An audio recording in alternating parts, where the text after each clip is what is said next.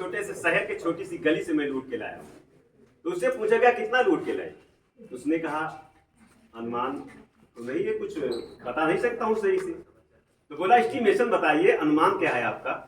तो उसने कहा कि कलकत्ता से इंग्लैंड को उतना धन ले जाने में पानी के 900 जहाज हमको किराए पे लेने पड़े थे। उसने कहा किराए पे 900 जहाज, शिप या बोट? बोट तो नहीं कह रहे हो? नहीं नहीं, शिप। और उसने कहा था कि हर एक जहाज में 70 मीट्रिक टन सोना आता है और 1 मीट्रिक टन में 1000 किलोग्राम होता है। तो 900 इंटू 70 इंटू 1000 यानी 300 लाख करोड़ की संपत्ति तकरीबन। और एक पंचवर्षीय योजना जो होती है 10 लाख करोड़ की होती है, और 300 लाख का मतलब 10 से अगर डिवाइड करेंगे 30 यानी 30 पंचवर्षीय योजना। और एक पंचवर्षीय योजना जो होती है 5 साल की होती है। कितनी साल की? हाँ सर। अच्छा, वो हो गया। तो इतने टाइम तक जो है मतलब हमारे देश को जो है पीछे जाना पड़ा इतना। और एक सर्वे बताते हैं कि जब ये अंग्रेज लोग आए थे तो हमारे जो यहाँ निर्यात जो होता था वो संपूर्ण विश्व का भारत का अकेले 33% था, और जो उत्पादन होता था वो 27% था, और जो यहाँ की क्या बोलते हैं, यहाँ का जो मतलब एक प्रोडक्टिव वो होता है वो था 43%। ठीक है ना? तो मतलब इतना धनी था।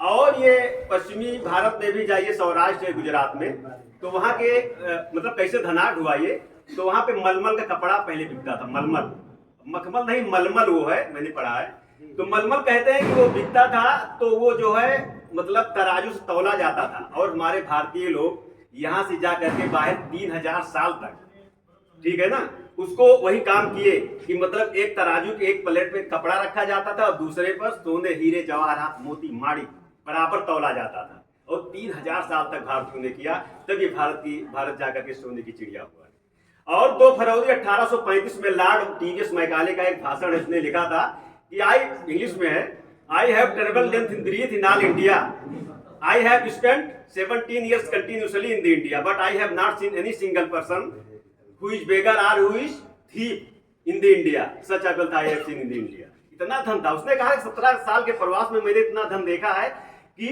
लोग घर में ताले नहीं लगाते थे, इसे खुला रहता था, हीरे, मोती, जवाहरात से पूरा घर इसे भरा रहता था, कोई चोरी नहीं होती थी। तब लॉर्ड में उसने टीवीएस मैकाले ने कहा कि अगर भारत को गुलाम बनाना है तो इसकी शिक्षा व्यवस्था और न्याय व्यवस्था को जो ध्वस्त कर दी। धनाद धर्मा तथा सुखम, धन से धर्म।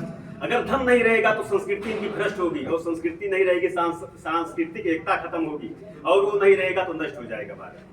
वो भारत देश है। और भारत देश के सब प्रथम मैंने जो कविताएं लिखी, भारत देश के ऊपर कुछ कविताएं मैंने लिखा है। तो धीरे धीरे और हमारे लोगों ने, इलाहाबाद यूनिवर्सिटी में मैं पढ़ता था तो वहां पे तमाम हमारे मित्र कहते थे थोड़ा सा इसको जो है दूसरी तरफ जो तुम्हारी आवाज ऐसी है, थोड़ा सा जो है पी रश्मि, थोड़ा सा श्रृंगार की तरफ। तो श्रृंगार में लिखने लगा, हास भी लिखता हूँ, मतलब ऑलराउंडर, मतलब जो कुछ है आप टूटी फूटी भाषा में।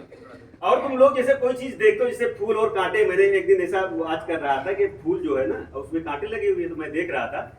तो हमारे और तुम में यही अंतर है, मैं तुम लोग देख करके मतलब तोड़ने की कोशिश करते हो या ऐसा कुछ है। देखिए प्रेम और पसंद में अंतर है। किसी को पसंद मत कीजिए, अगर पसंद करोगे तो उसको अपना बनाना चाहोगे, या तो जीवन साथी बना लीजिए, और या तो उसको तोड़ डालेंगे। और प्रेम रहेगा तो उसको आप देखेंगे प्रेम की। और हमारी कविताओं में एक लाइन मैंने खींच दिया, बॉर्डर बना दिया है कि उस लाइन की पहली जो प्रेम की मतलब क्रॉस ना होने पाए, आप उस साइड में रहे, हम इस साइड। प्रेम वो होता है जिससे ये फूल है, इसको आप देखते रहिए कितना सुंदर है, कैसे क्या है, तो जहां करेंगे जहां खत्म हो जाएगा, तोड़ लेंगे, इसको रख देंगे, वो हो जाएगा खत्म।